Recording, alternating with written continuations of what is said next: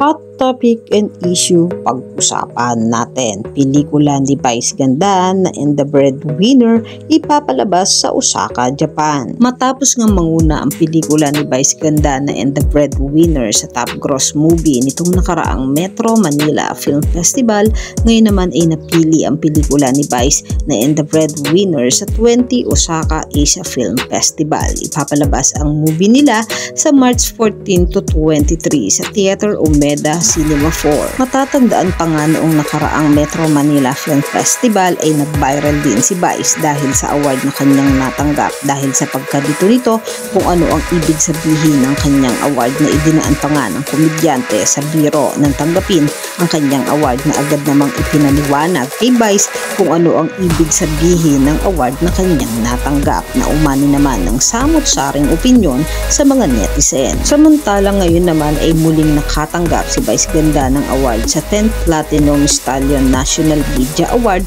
bilang Best Film Artist para sa kanyang pelikulang In the Breadwinner. Nal naman na pumunta si Vice para tanggapin ang kanyang award. Nagpasalamat naman ang komedyante sa parangal na ipinagkaloob sa kanya ng Platinum Stallion Award.